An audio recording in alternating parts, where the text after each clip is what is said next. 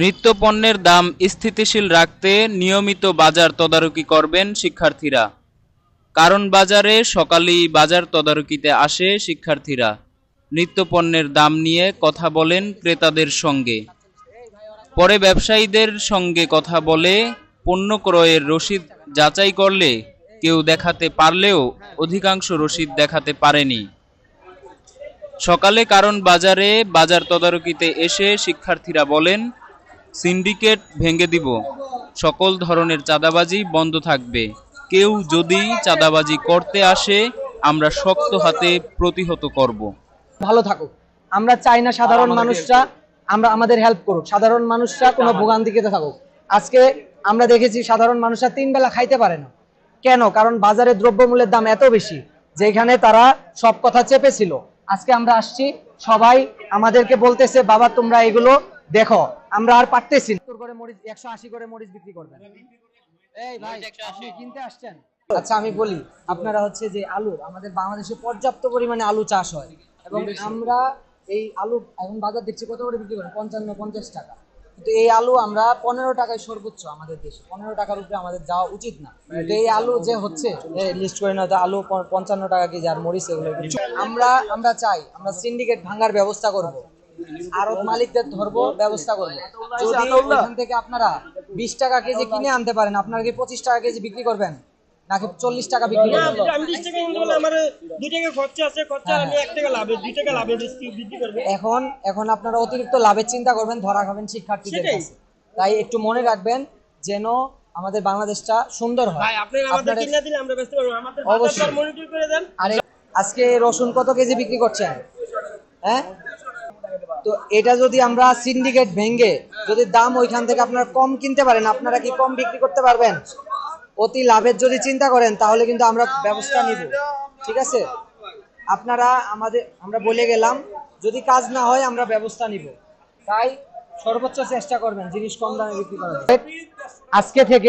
আজকে বলে যাচ্ছে এগুলো লাইট চলবে না, কালকে ভাই একটু কথা বলেন, এগুলো লাইট চেঞ্জ করবেন।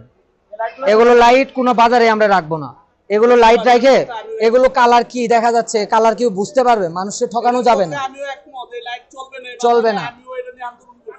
কাল তো লাগছে না, এটা আমরাই প্রতিবাদ শুরু। একটা খুলো, এখন থেকে খুলো, এটা খুলে দাও। এখন থেকে এখন কিনা নিয়ে আসেন, ওইটা রাখেন। কালারিং লাইট চলবে না, ভাঙবো না। কালারিং লাইট আজকে থেকে চলবে না, সাদা লাইট। আমরা এখানে শুধু এইটাই অবজেক্ট পারবেন কিনা? ইনশাআল্লাহ পারবো। আমাদের 16 বছর যে চোরাচার আমাদের দেশ থেকে আমরা প্রতারিত করছি, দেশটা আমরা স্বাধীন করছি।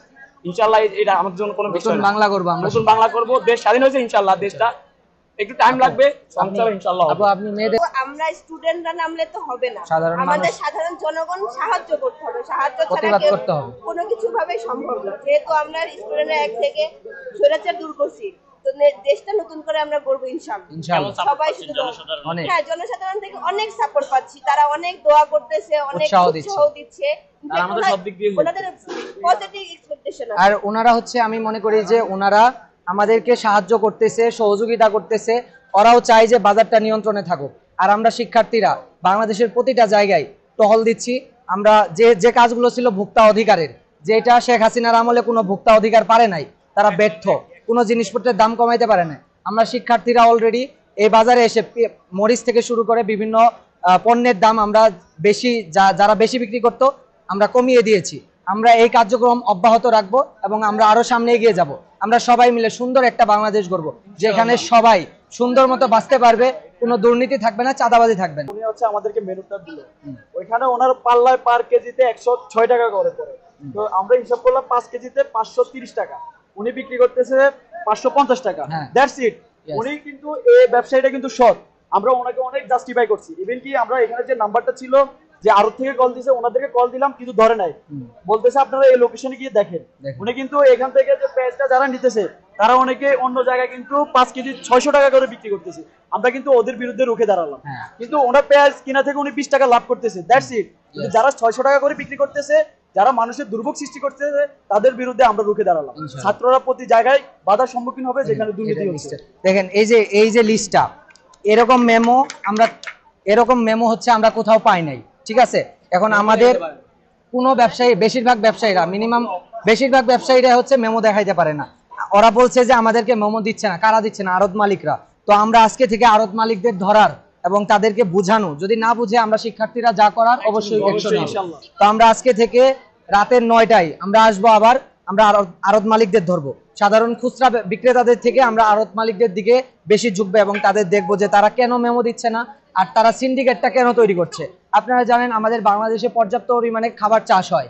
আমরা চাই না পেঁয়াজ থেকে মরিচ থেকে শুরু করে যত প্রকার দ্রব্যমূল্য আছে এগুলোর কোনো দাম বেশি হোক। সাধারণ মানুষদের সহনীয় পর্যায়ে চলে আসুক। যারা যে বেতন পায়, সাধারণ মানুষ যে বেতন পায়, ওই বেতনের স্কেলে দ্রব্যমূল্যের দাম আমরা নির্ধারণ করে দিব। আর প্রতিটা দোকানে চার্ট আমরা লাগাই দিব। খুব তাড়াতাড়ি আমরা এই কার্যক্রম শুরু করছি।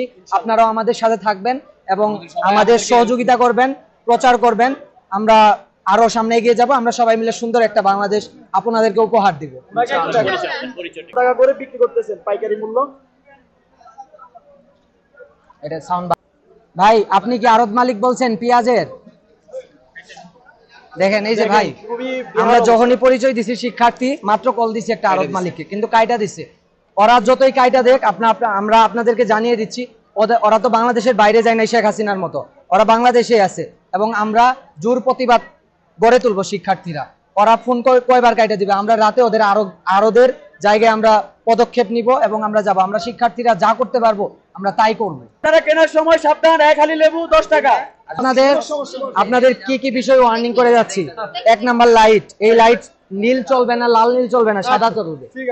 আর আপনারা যে দামে কিনে আনবেন সর্বোচ্চ 10 টাকা লাভের চিন্তা করবেন। এর বেশি চিন্তা করলে আমরা অবশ্যই ইনশাআল্লাহ।